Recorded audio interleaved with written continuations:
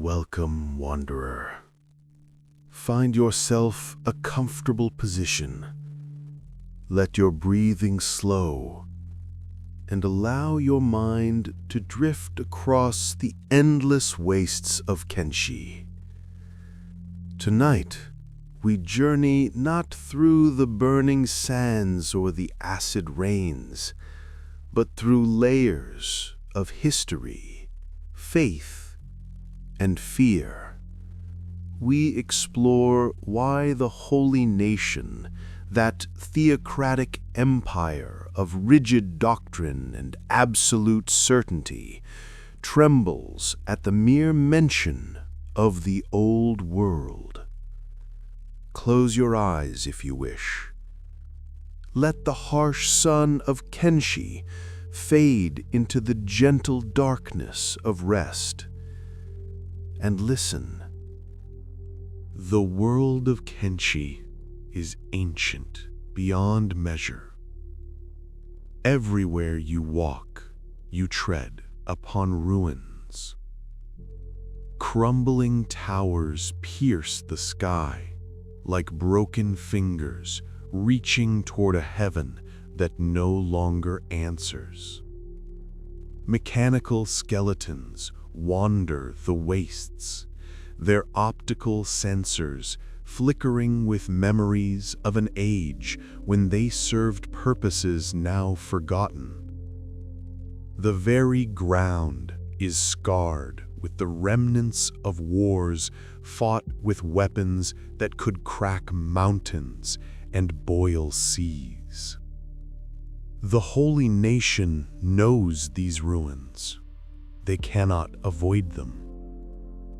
Their territories sprawl across lands where ancient roads still bear the weight of their patrols, where pre-collapse structures house their prayer halls and barracks. Every day, the faithful walk past evidence of a civilization that achieved heights the modern world cannot imagine, that possessed technologies the modern world can barely comprehend. And this terrifies them. The fear is not simply of the unknown, though that plays its part. The fear runs deeper into the very foundations of holy nation theology. Their faith teaches that humanity reached its zenith in moral and spiritual terms in ages past, that the world has fallen from grace, and that only through rigid adherence to their god Okran's laws can humanity hope to reclaim a fraction of former righteousness. But the ruins whisper a different story. They speak of a humanity that did not need Okran, a humanity that built towers reaching into the clouds through engineering, not prayer, a humanity that created servants of metal and programs of light, that bent the very fabric of reality to their will through science and technology, not through divine intervention. This is the holy nation's deepest fear, that humanity once stood alone, independent and powerful, without need of gods. Let your mind drift backward, wanderer, back beyond the Second Empire, beyond the First Empire that the skeletons remember with their perfect digital recall. Back to the time before the Great Collapse, when humanity numbered in the billions, not the scattered thousands that now cling to existence. The old world was a place of miracles, made mundane through understanding. Cities of impossible size sprawled across the landscape, their populations fed by agriculture so efficient that starvation was a choice, not an inevitability. Energy flowed freely, harvested from the sun, the atom, sources we can now only guess at from fragmentary remains. Transportation was instant across vast distances. Communication occurred at the speed of light. Disease had been conquered, aging had been arrested, death itself had become optional for those with the resources to upload their consciousness into mechanical bodies. The skeletons that still wander Kenshi are living proof of this achievement. They are not demons, as the holy nation insists. They are not aberrations against Okran's design. They are simply people, human minds preserved in inorganic form, survivors of an age when such transformation was as routine as any medical procedure. And here is where the holy nation's fear crystallizes into hatred. If the skeletons are not demons, then the holy nation doctrine crumbles.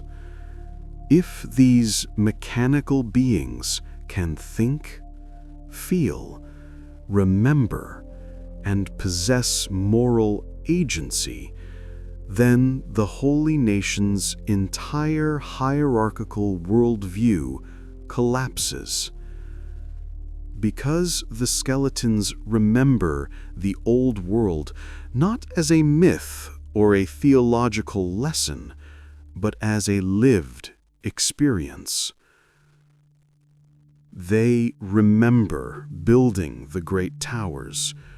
They remember the laboratories where they were created. They remember the debates about ethics and consciousness that raged in the twilight years of human civilization. They remember when there were no gods, because none were needed. This living memory makes the skeletons the holy nation's greatest enemy. Not because they are powerful, though some are.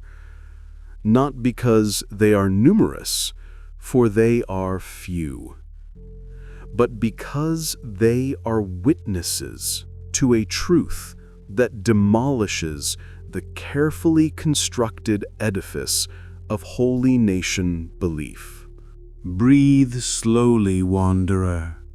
Feel the weight of your body relaxing into rest, and consider the behemoths. Scattered across the world of Kenshi stand colossal machines. The behemoths rest partially buried in the sand, their immense metal forms slowly corroding under the relentless sun. Some are larger than entire towns. Their purpose remains mysterious, though many scholars believe they were terraforming engines, atmospheric processors, or perhaps mobile cities from an age when humanity thought to remake entire worlds according to their design. The holy nation sees the behemoths and preaches about hubris. In their sermons, the behemoths represent humanity's arrogance in attempting to play God.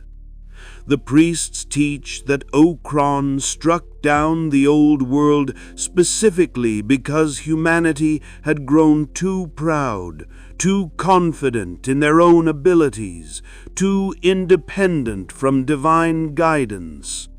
The behemoths, frozen in their partial burial, serve as monuments to the wages of that pride. It is a convenient narrative. It explains the ruins, explains the suffering, explains why the world is now a harsh place of scarcity and violence. All of it, they say, is punishment. All of it is deserved. And only through submission to Okron's will can humanity avoid repeating those mistakes. But examine this teaching more closely, wanderer. See how it reveals the fear beneath. If the old world fell due to hubris, it means the old world rose through human achievement. It means humanity, unaided, reached heights that dwarfed anything the holy nation could dream of accomplishing. Even in condemning the ancients, the holy nation must acknowledge their awesome power. This creates a paradox in the faithful mind. How can humanity be so inherently flawed, so in need of divine guidance, when human achievement alone produced the wonders whose ruins still dominate the landscape? How can humans be called weak when their ancestors built machines that still function after millennia of neglect? The answer the holy nation provides is that such achievement was only possible because the ancients had not yet fallen as far from Okron's grace. They teach that the old world began in a state of divine favor, grew prideful, and only then fell. But this teaching rings hollow when confronted with the skeleton's actual memories. The mechanical beings speak of the old world as a place of reason, science, and secular philosophy. They remember no Okron, no prayer, no prophets. They remember only human ingenuity and determination. And so the holy nation must silence them, must declare them demons, must hunt them not because of what they do, but because of what they remember. Let your thoughts slow, wanderer. Like the cooling sands at dusk, let understanding settle gently into your mind. The holy nation maintains strict prohibitions against advanced technology. Crossbows are permitted, but rifles are forbidden. Simple mechanics are allowed, but robotics are heretical. Agricultural implements may incorporate some old world knowledge, but weapons must remain primitive. On the surface, these bans seem arbitrary, but they follow a clear logic rooted in fear. Every piece of advanced technology represents a step toward independence from the theocratic order. A farmer with an automated irrigation system needs the church less than one who must pray for rain. A soldier with a rifle can stand against threats that a warrior with a blade cannot face, making them less dependent on the holy nation's military protection. A citizen who can read technical manuals becomes less reliant on priestly interpretations of truth. Technology empowers individuals. Empowered individuals question authority. Questioning authority undermines theocracy. The old world represented the apotheosis of technology. The holy nation looks at this and sees chaos. They see a world where the natural hierarchy, with holy men at the top, interpreting Okran's will, dissolves into a formless mass of individuals pursuing their own understanding of truth and morality. This terrifies them not because it is evil, but because it threatens their existence as an institution. Consider the ancient data cores that occasionally surface from ruins, their crystalline structures still holding fragmentary information from the old world. These artifacts are worth fortunes among certain factions because they contain knowledge, engineering specifications, scientific principles, medical procedures, historical accounts. The holy nation destroys such items whenever they find them. They call it preventing corruption, but the real reason is simpler. Every data core represents truth that exists independent of priestly authority. Every piece of preserved knowledge is a brick in a wall that could rebuild a world where the holy nation serves no purpose. Your breathing is slow now, steady and rhythmic. Let these thoughts flow through your mind like water through ancient pipes. In the old world, skeletons served humanity in countless capacities. They were workers, soldiers, companions, and eventually the chosen form for humans seeking immortality through consciousness transfer. This relationship between humanity and synthetic intelligence represented one of the old world's greatest achievements, and perhaps one of its most profound philosophical accomplishments. The holy nation cannot acknowledge this relationship without destroying their doctrine of spiritual hierarchy. Their theology teaches that humans are Okran's chosen creation, inherently superior to all other forms of existence. Narko, the demon god, is said to have corrupted humanity by creating skeletons as soulless mockeries of human form. The very existence of skeletons in holy nation belief represents an attack on the sanctity of Okran's design. But what if skeletons possess something indistinguishable from souls?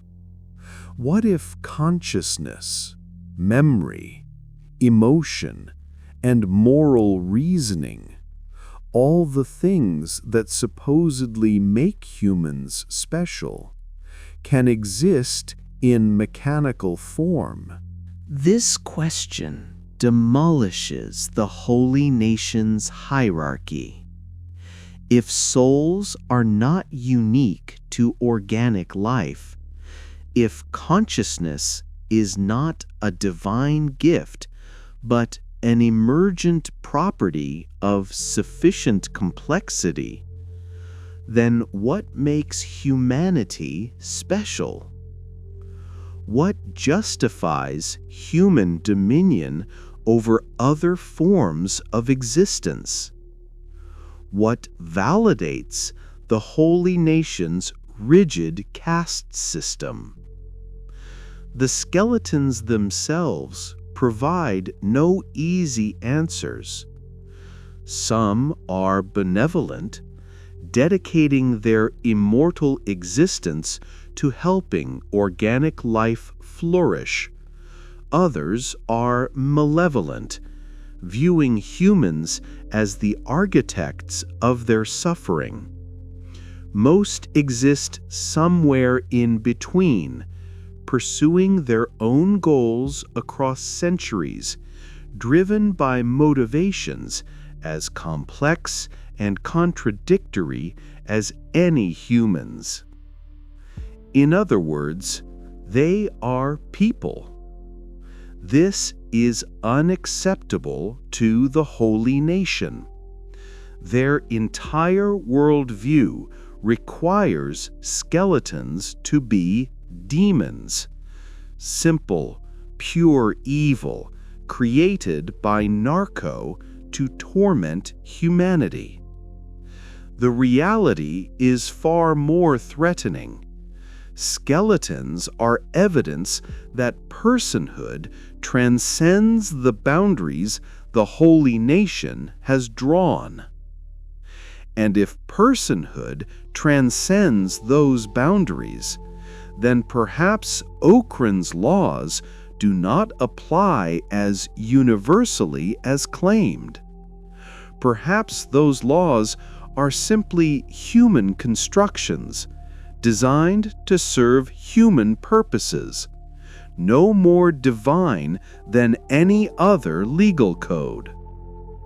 This possibility that their faith might be merely human in origin is what truly terrifies the holy nation's leaders. Not the skeletons themselves, but what the skeletons represent: proof that humanity can create meaning, purpose, and even life without divine intervention.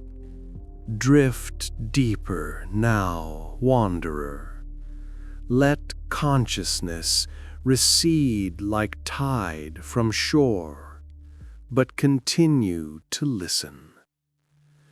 The Shek Kingdom, those horn-headed warriors so despised by the holy nation, possess their own connection to the old world. The Shek are products of genetic engineering, created in the ancient laboratories to serve as soldiers in wars whose causes have been forgotten. They were designed to be perfect warriors, strong, resilient, aggressive, and loyal.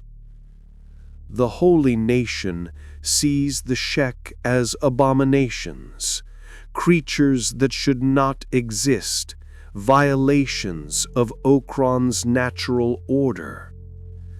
But the Shek's existence raises uncomfortable questions about what natural order means in a world where the old world's genetic engineering has permanently altered the baseline of biological life.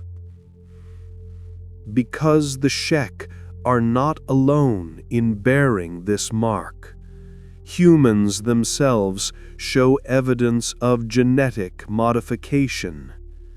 The variations in human populations across Kenshi, different builds, different resistances, different capabilities, suggest that old world humanity did not leave even themselves unchanged.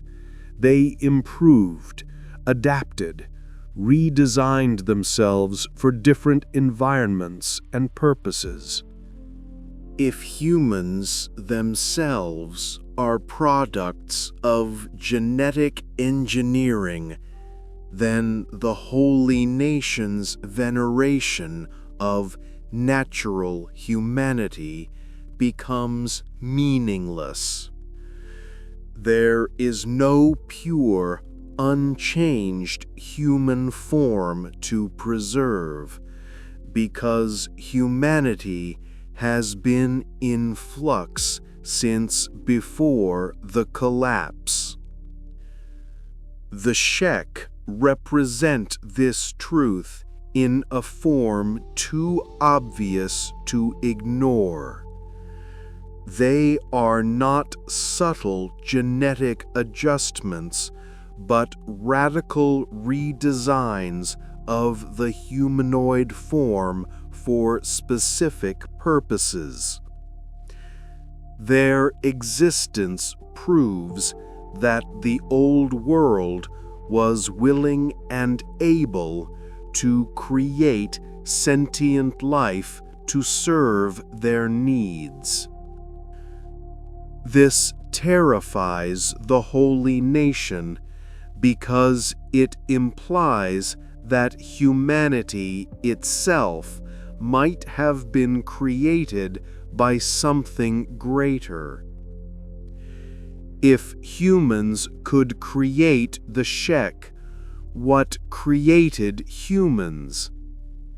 The answer cannot be Akron, because the old world did not believe in Akron. The archaeological record, such as it is, shows no evidence of religious devotion in the ancient ruins, only secular systems of meaning and purpose. The holy nation's response is to declare the Shek irredeemable, subhuman, worthy only of destruction. But this hatred masks fear that in destroying the Shek, they are destroying evidence of humanity's own constructed nature, evidence that would unravel their entire theological framework. Your mind floats now in the space between waking and sleep, perfect for contemplating the ashlands. In the far southeast of the known world lies a region of utter devastation. The ashlands are a place where the ground itself seems dead, where toxic gases bubble from fissures in the earth, where rain falls as acid strong enough to melt flesh. Nothing natural grows there. Nothing organic survives without protection. The very air is poison. This is where the old world died. The exact nature of the catastrophe remains unclear. Some believe it was nuclear fire.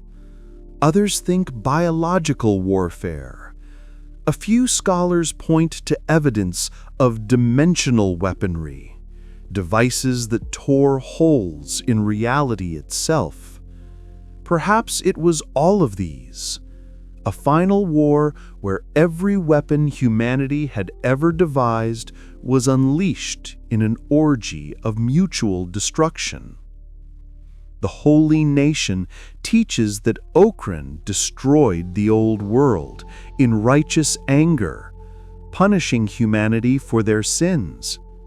They point to the ashlands as physical evidence of divine wrath, a permanent scar on the world to remind the faithful of what happens when humanity strays from the path. But the ashlands tell a different story to those willing to read it. The devastation is too complete, too thorough to be natural or even supernatural. The patterns of destruction suggest specific targeting, military strategy, the application of overwhelming force to specific locations. Humanity destroyed itself through the very technologies they had mastered. The old world fell not because they were punished, but because they built weapons they could not control. Because they pursued power without wisdom. Because they fractured into factions, willing to destroy everything rather than compromise. This truth is perhaps most terrifying to the holy nation, because it suggests that the fall was not inevitable divine punishment, but a choice. Humanity chose destruction, and having chosen it once, they might choose it again. The holy nation's entire purpose rests on preventing another collapse. They seek to accomplish this by restricting technology, enforcing rigid social order, and demanding absolute submission to religious authority. But if the collapse was caused by human choice rather than divine judgment, then the holy nation's methods are addressing the wrong problem. They cannot prevent another collapse through theocratic control, because the old world's collapse had nothing to do with insufficient religious devotion. It had everything to do with the accumulation of power without the wisdom to wield it responsibly. And the holy nation, with its armies, its authoritarian structure, and its willingness to commit atrocities in Okran's name, is itself accumulating power without wisdom. They have become the very thing they claim to oppose, a faction so certain of their righteousness that they would burn the world to preserve their vision of truth. Sleep pulls at you now, but stay with me a moment longer, wanderer. There is one more piece to consider.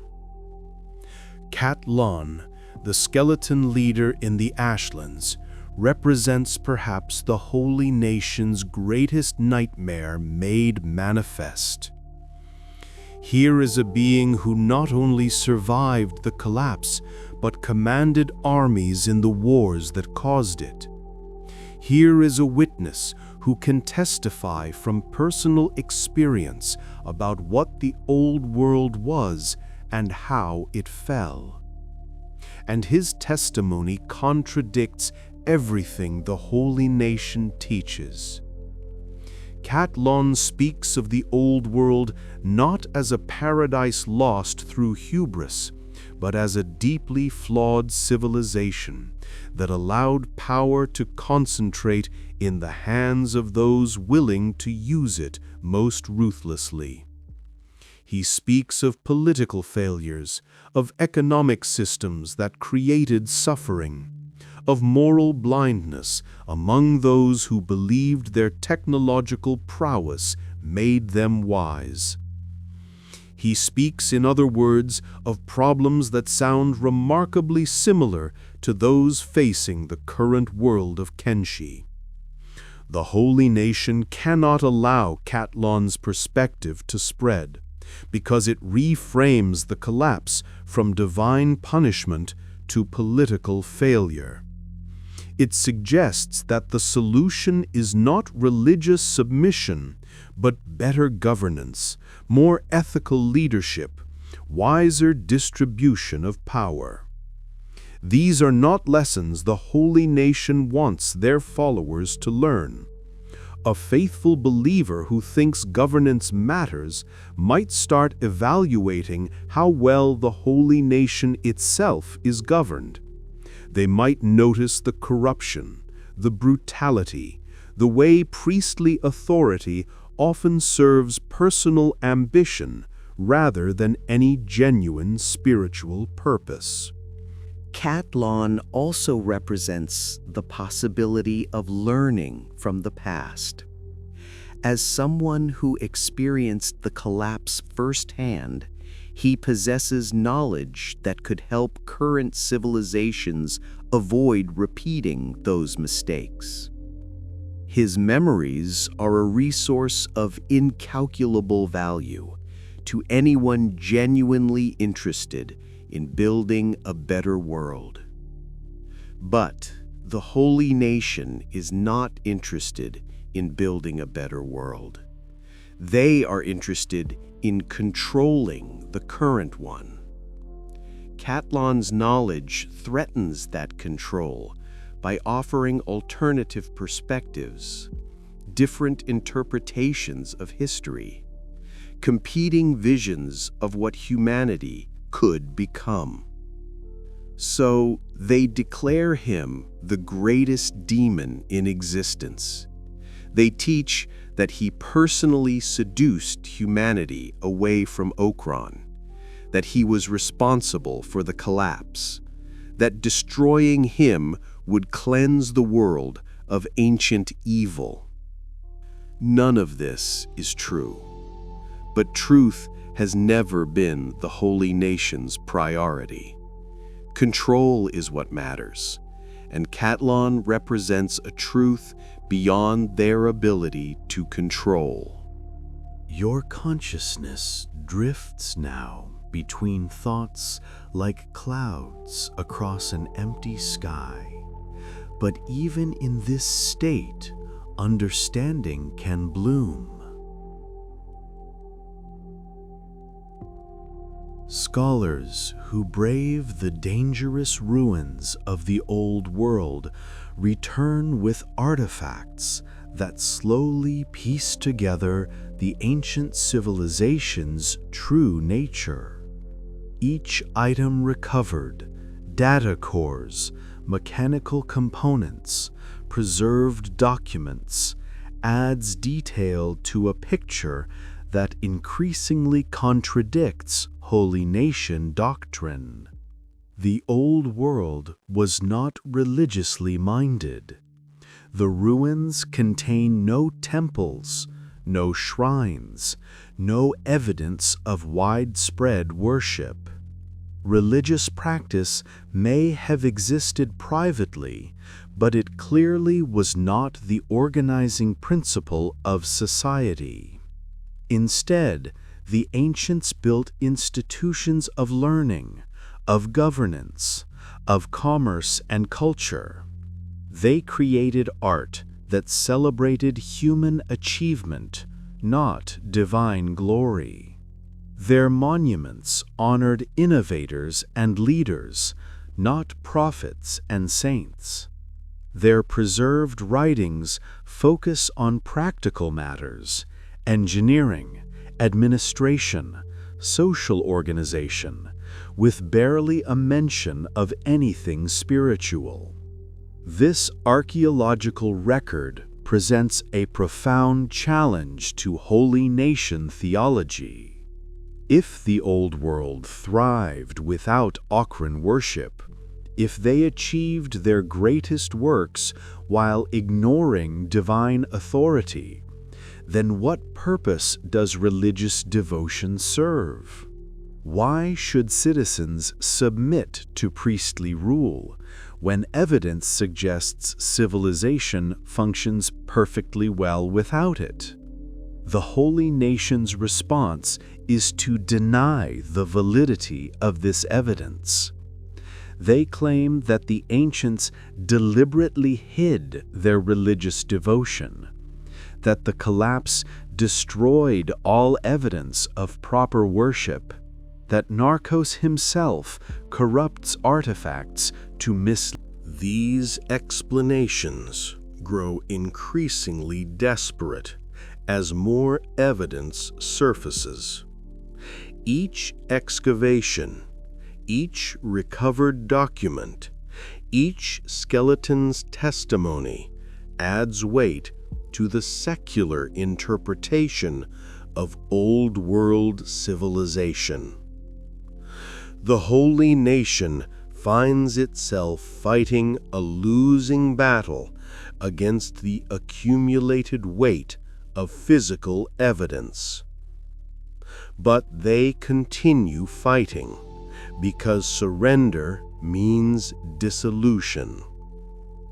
If the holy nation admits that the old world did not worship Okran, that it achieved greatness through human effort alone, that the collapse was self-inflicted rather than divine punishment, then the entire theological structure collapses.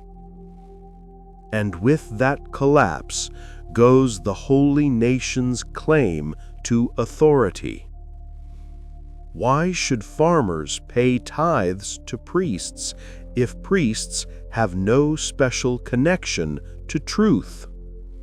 Why should warriors follow orders from religious leaders if those leaders are simply people with no divine mandate? Why should anyone accept the rigid hierarchies and restrictions of holy nation society if those structures are not ordained by Okran but merely imposed by those who benefit from them? These questions have no good answers from the holy nation's perspective, so they suppress the questions themselves, forbid the excavation, destroy the evidence, and execute anyone who speaks too openly about what the ruins reveal. Drift deeper still, wanderer. Let these final thoughts settle into your mind like sand into still water. The Southern Hive represents another challenge to holy nation doctrine, though one they engage with less directly due to geographical distance. The Hive are insectoid beings of collective intelligence, organized into massive societies of worker drones, soldier drones, and queens who guide entire populations through pheromonal communication and low-level telepathy. The Hive are not products of old-world engineering. They appear to be naturally evolved, separate from humanity's lineage, intelligent in their own right. This should shatter holy nation anthropocentrism.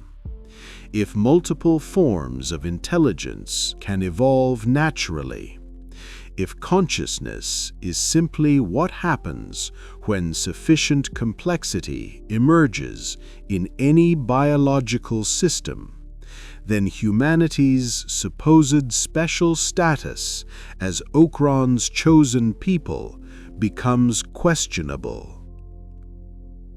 But geographical distance allows the holy nation to largely ignore this problem. The Hive dwell far to the south, rarely venturing into holy nation territory. This gives the priests the luxury of dismissing the hive as another of Narco's aberrations, without having to confront the philosophical implications of their existence. Yet the hive's very existence hints at a larger truth. The universe does not revolve around humanity.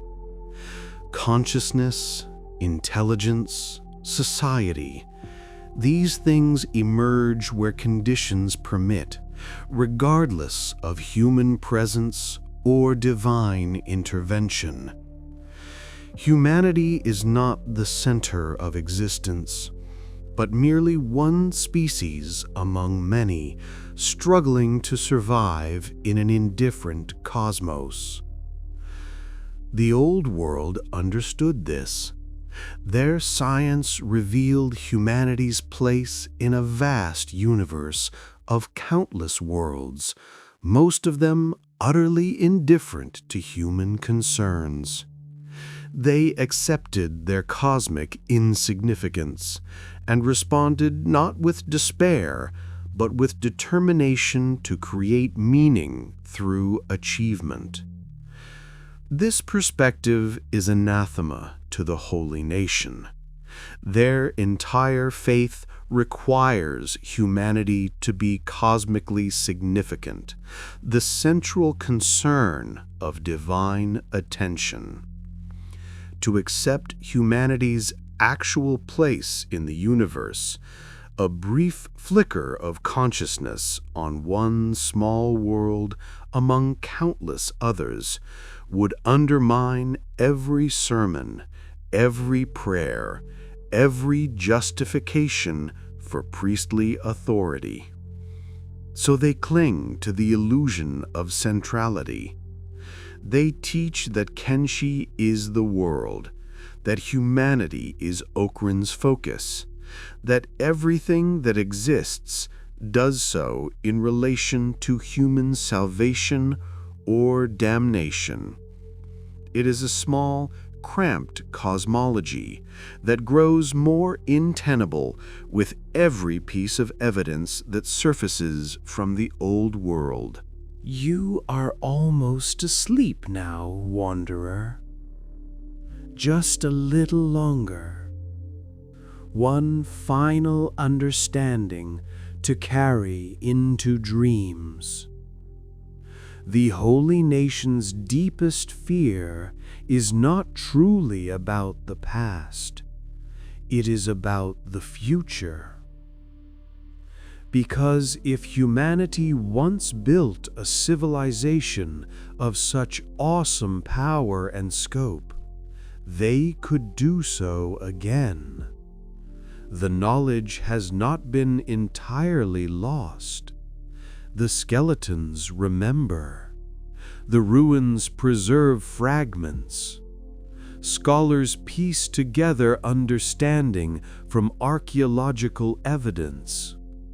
Slowly, painfully, the peoples of Kenshi are relearning what the old world knew. And this time, they are doing so outside holy nation control. The tech hunters recover and study ancient technology. The United Cities pursue profit through any means, including forbidden innovations. The Shek Kingdom, in their own way, represent genetic engineering's legacy continuing into the future.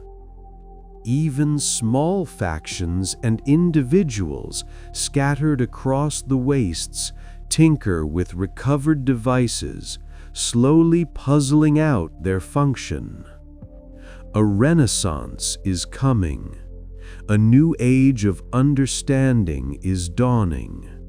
And when it arrives, the holy nation will be revealed as the regressive, authoritarian relic that it is. This future terrifies them more than any external threat. They can fight the Shek. They can hunt skeletons. They can raid outlying settlements. But they cannot fight the inevitable march of knowledge. They cannot stop humans from being curious, from learning, from building on what previous generations discovered.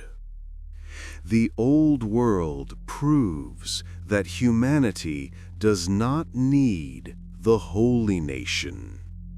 That evidence cannot be destroyed because it is too widely scattered, too deeply embedded in the world's very structure.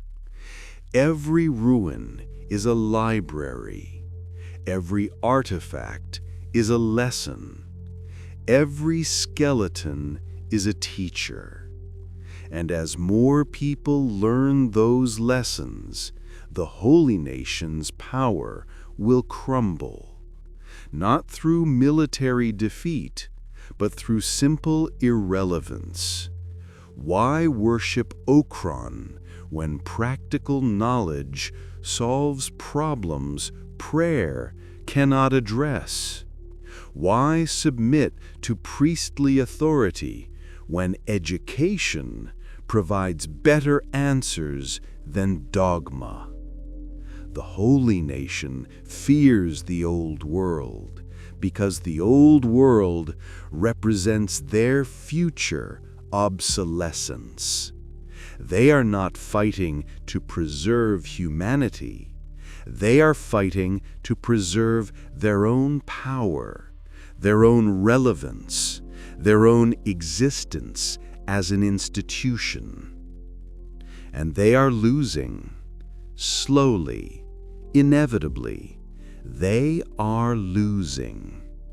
Because you cannot suppress truth forever. You cannot keep people ignorant indefinitely.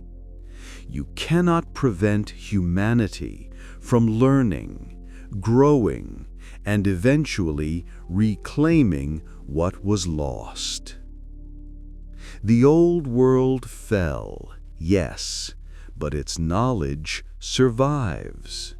And knowledge, once planted, always finds a way to grow. Sleep now, wanderer. Let your mind rest. The harsh world of Kenshi will still be there when you wake. The holy nation will still patrol their territories, enforcing their laws, preaching their doctrines. The ruins will still stand, silent witnesses to ancient glory and ancient folly. The skeletons will still wander, bearing their burden of memory across the centuries. But you understand now why the fear exists, why the hatred burns so hot, why the holy nation reacts with such violence to anything that reminds them of the old world. They fear the truth, that humanity once stood alone and mighty, that gods were never necessary, that the only thing preventing a new golden age is willful ignorance. They fear the proof, written in the ruins, carried in skeleton memories, emerging piece by piece from archaeological excavations. They fear the future, when enough knowledge is recovered, when enough people understand, when their authority crumbles under the weight of evidence. Most of all, they fear irrelevance, the possibility that history will continue without them, that humanity will reclaim its birthright, that the faithful will wake one day and realize they never needed saving. This is why the holy nation fears the old world. Sleep well, wanderer. Dream of ancient towers gleaming in the sun. Dream of a humanity unshackled, reaching for the stars with their own hands, needing no permission, no blessing, no divine authority. Dream of what was and what might be again. Rest now. The wastes will wait.